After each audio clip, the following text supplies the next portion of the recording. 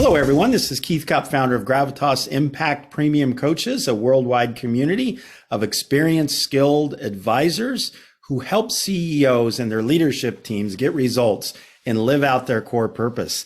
Today, we have a special podcast with Brandon Dempsey, the founder of goBRANDgo and many other things. Brandon, good morning in St. Louis. Good to see you, my friend. Take a minute and tell us a little bit about goBRANDgo and what you do there. Then I want to get right to the big idea here shortly. Excellent. To be very quick, goBRANDgo is a marketing firm that works with $25 to $250 million privately held companies whose owners are in their 50s and 60s, making a leadership transition in the next decade or so. They're generally in manufacturing or distribution. They ride a motorcycle, have at least 2 grandkids, a vacation or timeshare someplace, and they've already invested in strategic planning with a group like Gravitas Impact Premium Coaches. Okay, you've got that nailed as we would expect from a marketing leader. Brandon, this quarter at Gravitas, we're focusing on the 7 attributes of agile growth, the attribute of systems. And we find in the mid-market, there's not sufficient systems thinking in order to scale companies. And so we want to bring that to the market. We are. And regarding branding and system, what is the relationship between systematization in a company and a company's brand? And maybe talk a little about in our conversation some examples where we see a disconnect as well as cohesion. Thanks. So this is the topic I love, Keith, because I think systemization around branding and operations is a big missing link for a lot of organizations when they're trying to scale. And so systemization for me is how are we living out what that brand promises? And a brand is nothing more than a standard. And having and deciding this is going to be the standard by which we operate on, whether it be customer experience or quality or whatever, it allows everybody in the organization to align their system creation to that standard. And without setting a standard, obviously, people are running in multiple different ways because they don't know what standard we're coming back to. Mm-hmm. What would be an example, real quick, Brandon, of a few companies that stand for something in a word or a phrase that our listeners might recognize? So if you think about a company like, and I'm going to use big brands only because, not because these are the only companies that are doing it. I have plenty of smaller examples, but big brands are easier for people to know and understand. So when we think of a company like Tesla, right? And Tesla has this brand, if you will, of leading edge technology and innovation. Mm-hmm. And that's why Tesla will release things that aren't quite ready yet for prime time, but they'll push them out. This is why they make wild predictions and are about them being able to have production capacity, but then they run into issues and they work through them and eventually they release the cars and release the features. Mm-hmm. And consumers are okay with that. If you think about when we used to buy a car, consumers used to go to the lot and buy the car off the lot. Mm-hmm. Now people are pre-ordering or pre-registering for cars 3 and 4 years in advance before they even receive the car, right? This is unheard of in the car industry, but people are willing to do that in order to be on that bleeding edge. And Brandon, so the big idea here is systemization of the brand will create cohesion and connecting the listeners or the customers with what the company stands for. Now, where does that break down and what might be an example of that? So when we think about the breakdown, the best example I have is one that's near and dear to mine and probably yours and a lot of other people's hearts. And so I'm going to talk about a telecommunications company. Telecommunications I'm going to talk about is a company called Charter. They have rebranded to Spectrum. I think they had enough people that just didn't like the name Charter, so they rebranded to Spectrum. Mm-hmm. And this is a company who, if you look at their marketing, if you look at their branding and their marketing from the outside, they stand for something great. They stand for great customer service, great experience, connecting you and your family over the internet. Like they stand for something great. Now, if you're like myself and many other St. Louisans and you read any feedback about what it's like to interact with Charter, you would have a different experience. Mm-hmm. And for that experience, I have on my Ring camera a service order where a Charter technician comes up, throws a hang tag saying, sorry, missed you on my door and runs away. Literally comes up, throws a hang tag and runs away. Wow. And then we get a notice that, after waiting for 3 hours for the technician to show up, they didn't show up. And so what I think is the disconnect here is that they're setting one standard expectation and delivering another. Now, contrast this with, let's say, the one example I like to give that I showed you earlier is the soup Nazi in Seinfeld. And a lot of people are Seinfeld listeners. And in the soup Nazi episode, it's this famous chef who treats everybody like garbage. He treats them, he doesn't let customers decide what they want to order. He's very rude. And yet there's a line around the block for people to come and get food from this guy called the Soup Nazi. And what ends up happening in the show is that they show up, he treats them like garbage, whatever, and they have a great meal. Now, if people were in line and suddenly they showed up to order a meal and this chef said, "Oh, how was your day today?" or "What can I get you?" it'd be a different experience. And so I think that most companies' disconnects are not necessarily about promising something great and not delivering it. Right. But the disconnect is saying, here's the standard, here's the expectation that you should expect, and then focused on building systems that deliver to that. And what would be an example, a contrast of that? So Charter has the disconnect of this is what we stand for, and here's the expectation, but here's the reality. What would be an example of a company actually living that out that we could talk about? Yeah, so I think if we come back to Tesla, and Tesla says, "Hey, we're going to release technology. We're going to stay on the bleeding edge. We're going to release it as soon as we can." If you watch Elon Musk's tweets, he talks, even right now, he's talking about full self-driving and pushing it out. And then you have people saying, "Hey, I had this issue. I had this wreck. I had this." He's still pushing stuff out.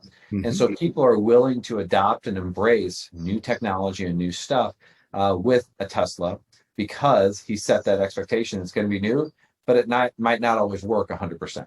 And people are okay with that. Like they're willing to have their car not work, but it's an expectation that he set versus expecting everything's going to be absolutely perfect and then it not working. And so let's peel back on a company like Charter where there is a disconnect, and there are a lot of companies that have disconnect, and they don't do it intentionally. As we peel that back, what's the root issue there? Why would a company have that disconnect? What are they not doing that you would advise our listening audience to make sure you're thinking about so you don't end up in a place where you're disconnected from what you want to stand for? So I think a lot of organizations they let marketing make these promises. And marketing's job is to go out and attract net new customers, right? Sales job is to make promises and bring customers in. Marketing's job is to help identify and get people to raise their hand in the marketplace.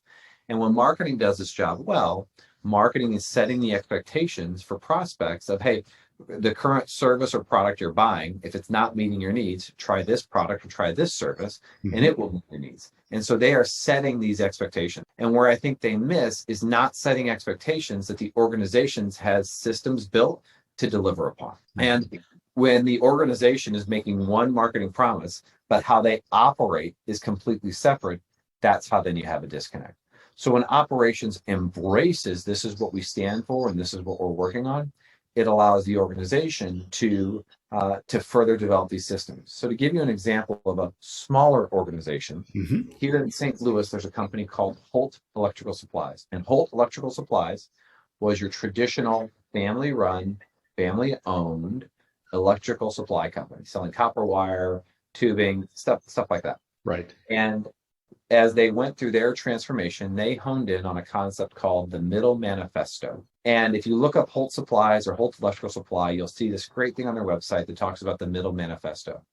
And the Middle Manifesto, where this came from, was that they realized, hey, in the marketplace, we are not the biggest. We don't have the most locations. We don't have the most people. We don't have the most delivery trucks. Like, we aren't that. But we do have the most fiercest, hungriest problem solvers of anybody in the electrical supply business in St. Louis.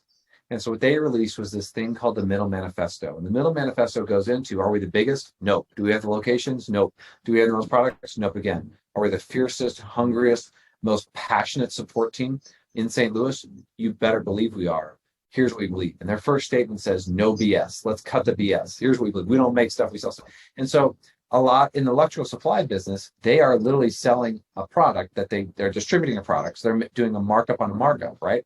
And so instead of saying, hey, we have the widest reach, we have the most products, which is traditionally how most people go to market, right, they're leaning into, hey, we can't own any of that, but we can own this space around passionate service. And what that's done internally is rewrite and redevelop a whole lot of their systems, from their guys working in the warehouse to their customer service, to their invoicing, to the guys delivering. all around this obsession, passionate with what does that customer experience look like. Brandon, let me create an equation. I think you know I'm a recovering engineer. So I want to give you an equation and have you comment on it. So in the world out there, I think the latest statistic I've seen that when a prospective customer encounters a company, 85% of the time it's first with their website. They go to their website, okay, to get to know the company. And so if a company stands for something and they're clear, then they set expectations around the clarity of who they are and what they do and don't do, because I heard you said that's very important. The first impression or experience of that should be stated on the website messaging experience. Is that true? Comment on that. And out there, and this is an unfair question, it's what coaches ask, how many companies have actually embraced the equation of, in the mid-market, knowing what they stand for and setting the right expectations and then messaging it on the website experience? So I will share with you that very few do it. And it's very few put a message out there that stands for something because of a sense of fear. Of, hey, if I'm going to put this out there that this is who I work with, I don't want someone to think I don't work with them. Right. And what ends up happening is this saying that I've had for the past couple of years with people of generalists get talked to and specialists get paid. Generalists get talked to and specialists get paid. So if you think about any health problem you've ever had, you don't want to talk, you talk to your general doctor first, but only to get a referral to a specialist. Right? If you have a major health issue, you want to find the best specialist you can. And when you go and see that specialist, do you ask them, hey, how much do you charge? No, that's the last thing on your mind because you're here to solve a problem. And what customers, whether they speak it out loud or not, at the end of the day, customers are willing to pay to solve problems. But most companies try to bland them, water themselves down and make it about price versus saying we stand for something and we're a specialist that serves people like you. And when you stand up and say, here's who we work with, here's what we do, here's how we play, it allows other people to say, that's what I want, and people come to you. Versus when you don't say that, people hit your website and they say, oh, this guy looks like a generalist, just like every other company I've looked at. Right. Now, the only thing I have to compare them against is price. And you must not be able to solve my problem. Your capability of solving my problem is the same capability of all the other competitors I'm looking at. Right. And that now you're at the lowest common denominator, which is price. And eventually nobody really wins on price. Yeah. So if we had 100 CEOs listening in right now, you could probably theoretically look at their websites and you could probably put them in one of two categories. Hey, stand for something, good expectations, well messaged. Hey, thumbs up, maybe some tune up, and then not. Correct? Absolutely. You could. I think anybody listening to this podcast could do that because you can look at a website and know right away: are they pushing product? Are they pushing services? Or are they pushing? Hey, here's who we serve and here's what we stand for. Okay, and that may be our call to action a little bit because on these podcasts we want to. I'm going to ask you in a few minutes. What is a CEO or a C-level to do with this? But however.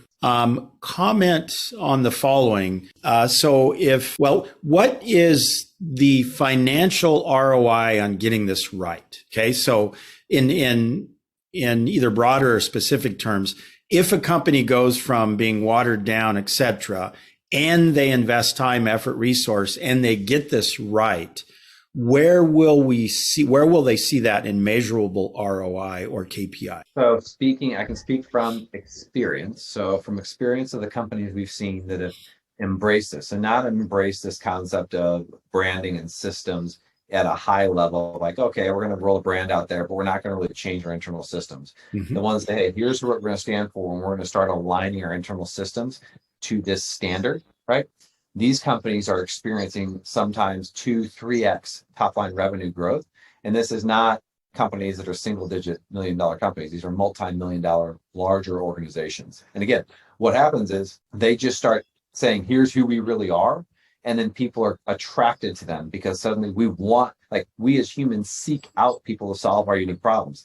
The problem is the challenge we all have is identifying who is the specialist out there who can solve the problem. So if you make it easier for people, they find you.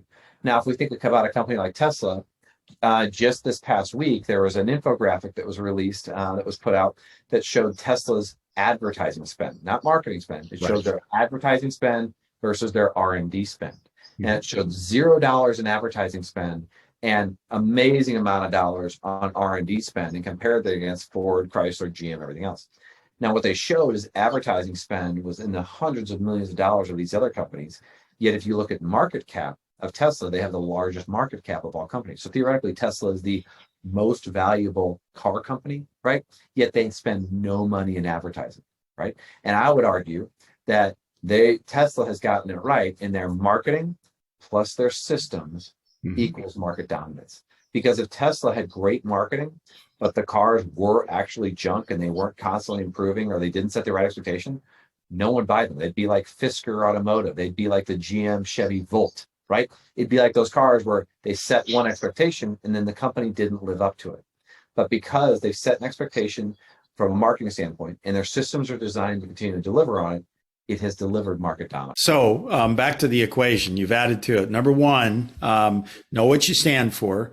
Number two, set expectations clearly in multiple channels, the website being the first encounter. And three, align your systems to support what you stand for as you say yes and no. Brandon, boil it all down now. As I said a few moments ago, several CEOs, C-level leaders out there across the globe listening to this, and some of them are feeling anxious inside right now because they know that they may not be here. What is a leader to do with our conversation? I think one thing that stands in my mind is if I try to be everything to everybody, I'm nothing to nobody. If I try to be everything to everybody, I'm nothing to nobody.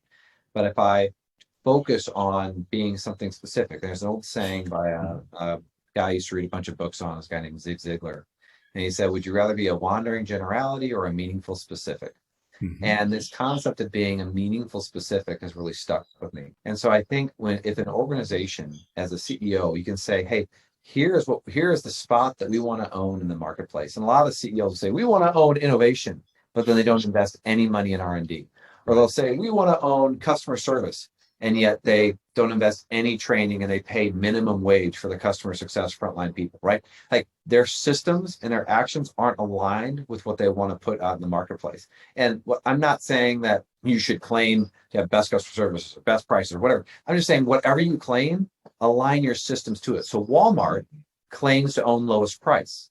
Well, if you look at their systems, the way they beat up their vendors, the way they beat up their suppliers, they are adamant about, they're consistent, right? It's all about price. I've read stories about how they go to manufacturers in Asia and say, hey, instead of putting in a resistor the last 5 years, put one in the last 2 years and save us some money, right? When their executives and their managers travel, they have to find the cheapest hotel room in the area they travel to, and they have to share bedrooms, right? Like these stories and they aren't good or bad stories, but it's showing that Walmart is adhering in alignment to their standard, right? They've said, we're all about everyday low prices, and all of our systems of operation, they're going to align with these low prices, right? Compare that with Starbucks, who has a consistent, you can get the same tasting cup of coffee no matter where you go in the world, right? And they charge a premium for that cup of coffee, right? $3 for a cup of coffee. So I think as his CEO, my challenge would be what thing do we want to own in the marketplace that nobody else can push us off of? And when we own it, we're going to align all our systems around this one core concept, because this is what we want to own in the customer's mind. Walmart owns price in people's mind, right? Starbucks owns consistency in people's mind, right? Disney owns family experience in people. Nordstrom owns quality customer service. No other department store can beat Nordstrom's on customer service. They own that in people's minds. And so my challenge to CEOs be, what is the pillar? What is the one thing that we want to own in the marketplace? And then how do we systematically align our systems to deliver on that? Okay. Brandon Dempsey, founder of goBRANDgo, as well as the Conflux Learning Center. In part two, we're going to go a little bit deeper, audience, in learning about Brandon's story, but just a few sound bites on Conflux and what you've done there in St. Louis. Thanks, Keith. So our marketing firm works exclusively with manufacturing and distribution organizations. And we saw an interesting phenomenon happen of whenever we got our clients in the room together, which pre-COVID happened a lot more than during COVID. But they all had the same challenges and problems. And when you put non-competing different industry, manufacturing distributors in the room together, they would just open up and share wildly.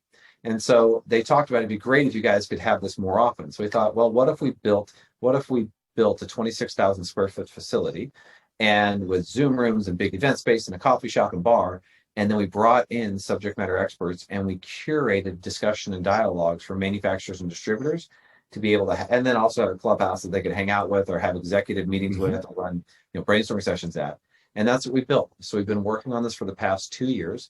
We were investing $2.5 million into this launching of this facility, and our open house is coming up here in the next couple of weeks. Very, very cool. Just real quick, Brandon, what facility did you choose to locate that in and why? So we bought the oldest still standing St. Louis City Public School, and it was a school built in 1873, originally built to teach the children of immigrants who were mainly working on the ironclad ships, and they would ship these off of the Mississippi River. And so this was a school built for the children of immigrant manufacturers. And we thought, what better, there's no better place in St. Louis that has more historical significance, because now we see this facility coming back to life to service the next generation of leaders in manufacturing and distribution. I love the story. Thank you so much. Brandon Dempsey, I look forward to part 2. Everyone, thanks for listening.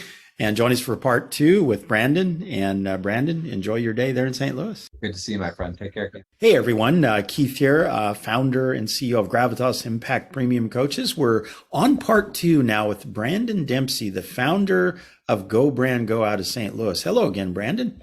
Good to see you, my friend. Now, we just spent part 1 within the 4 walls of value relative to systems and branding. Now let's step outside the 4 walls and let's talk a little bit about your journey. You have a very interesting upbringing and you overcame adversity and then founded goBRANDgo. Tell us just a little bit about that journey. Then I want to talk about Conflux Learning Center and some other things you're doing in the world of adventure. That's interesting to go there. So from a history standpoint, I guess what I'm comfortable sharing is I basically moved out when I was a very young age and was on my own at a very young age, cleaning toilets and scrubbing toilets and taking out the trash at my local high school, which is a private high school, to be able to pay for my way and get myself through, and then on to college and starting my first business. So early on, started taking care of myself, taking care of family, and I think that really set a foundation for me of, hey, I can always figure it out. I can take care of myself. And that made me also completely unemployable, I think, with other people at the same time. Right. And when I think of you, Brandon, I think of someone who has overcome and then also has done great things in the lives of many people.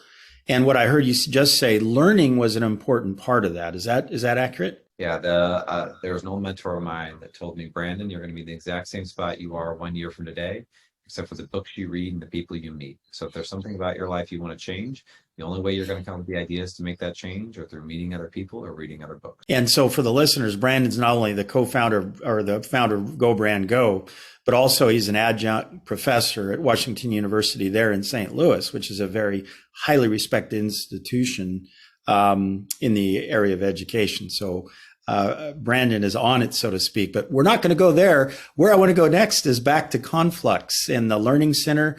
Just bring us up to what you shared in the previous part 1, a little bit of background, and then let's go a little deeper on why Conflux. Thanks, Keith. So the Conflux is a nation's first co-learning center for manufacturing and distribution. And the reason we've launched this is our marketing firm, goBRANDgo, works exclusively with manufacturing and distribution companies. And what we found is that whenever we got our clients together in the same room, they would have all these fantastic ideas and they all had the exact same challenges. But what was interesting is that when they were in their industry association groups, they were in a room with their competitors. And so they didn't share as much. But you put them in a room with other manufacturing distributors who are in different industries. And suddenly now they all have the exact same problems, but they're willing to be vulnerable and share a lot more. So 1, we saw that factor. 2, there were a lot of companies that we would talk to that didn't really need marketing help, but they had other issues they were trying to solve. We'd network with them and they'd say, well, who solved these problems? And we'd say, we don't really know. We don't really know where to send you. Well, you don't have a marketing issue. You've got operations issues, systems issues, ERP issues, I don't know, manufacturing issues, equipment issues, financing issues. And so what we do is just introduce them to other manufacturing distributors of ours that were clients. They'd come back and say, "Oh my gosh, I learned so much from them." And so this concept was happening, and my business partner and I said, "Hey, what if there was a space for these manufacturers and distributors to come together and just talk and have a lot of peer-to-peer learning, but also have it be some curated learning experiences for them as well?" So we percolated on this idea for a while. And eventually, we came across this old school building in St. Louis City.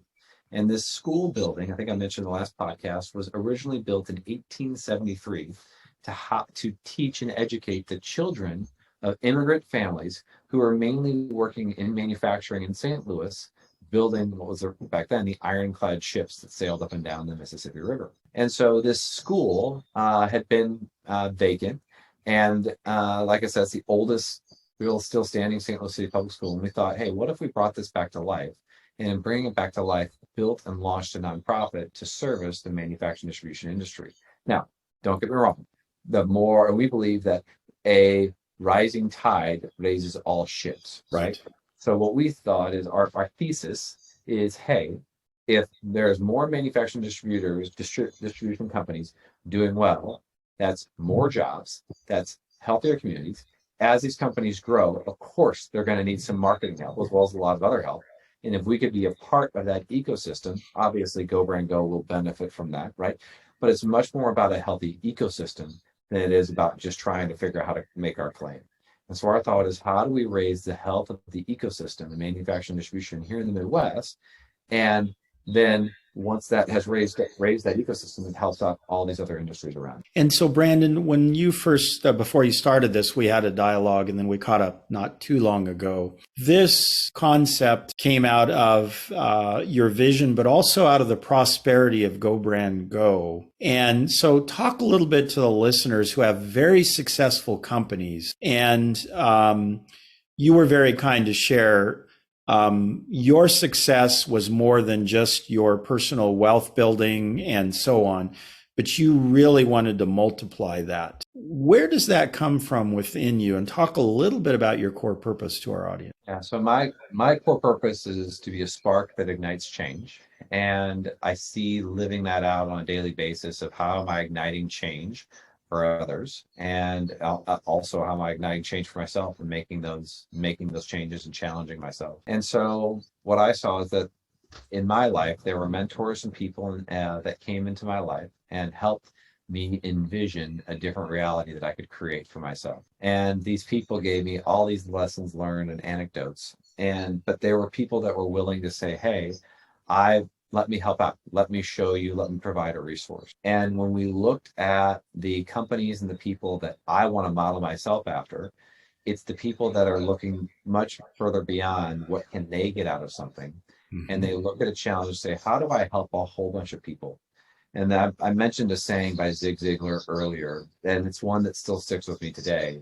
I'm going to give you a different one, though. And this saying is, you can have everything in life you want if you just help enough other people get what they want. Right. I'll say it again. You can have everything in life you want if you just help enough other people get what they want. And so that's something that I truly in my gut believe. And so I believe that the more people I serve and the more people I help, the more I'll be able to accomplish whatever it is I'm trying to accomplish. And so I've set my vision on how can I multiply helping other people. And we've anchored heavily in this manufacturing distribution space. But how can I help more people? Because the more people I help, the more I'll be able to accomplish what I want. And so for any manufacturing distribution company leaders listening in, is Conflux open to anyone in the US, Canada, worldwide? What's the invitation there and what's your URL they could check it out? The URL is confluxcolearning.org. Again, it's confluxcolearning.org. It is a true 501c3 not-for-profit. Now, it is being funded solely by goBRANDgo as it gets up and going. And then once it has its revenue model, which is delivering, curating content and connections with workshops and seminars and use of space and whatnot, it will start to stand up on its own. But until then, goBRANDgo is funding it. And actually, my business partner and I are funding it. And so this is open. Theoretically, it is open to anybody in the globe. We do see that we will be having digital content I think the majority of content and value will probably be more for companies in the Midwest who can utilize, like we have a lot of clients who hold national sales meetings, and they'll spend upwards of $60,000 to $80,000 to go rent a space and be able to put on production, everything else, just for a national sales meeting of 30 to 50 people. Well, now what we want to be able to do is say, hey, wipe that entire expense out, pay a small membership fee per month, and then come use this state-of-the-art, really nice space and bring your national sales meeting here. We have a hotel right down the street. We have big event space, as well as small breakout rooms with Zoom capabilities. So bring your national sales meeting here and let's deliver a really cool experience.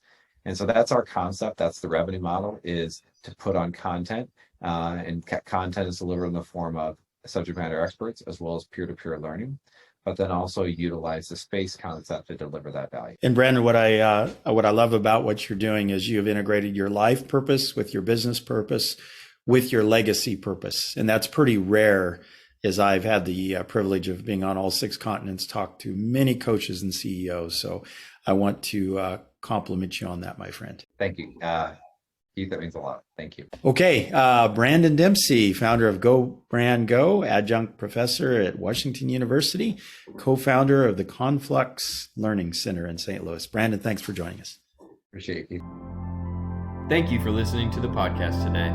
If you'd like to hear more from our premium coaches, faculty thought leaders, and guest speakers, subscribe to our channel on iTunes or Spotify.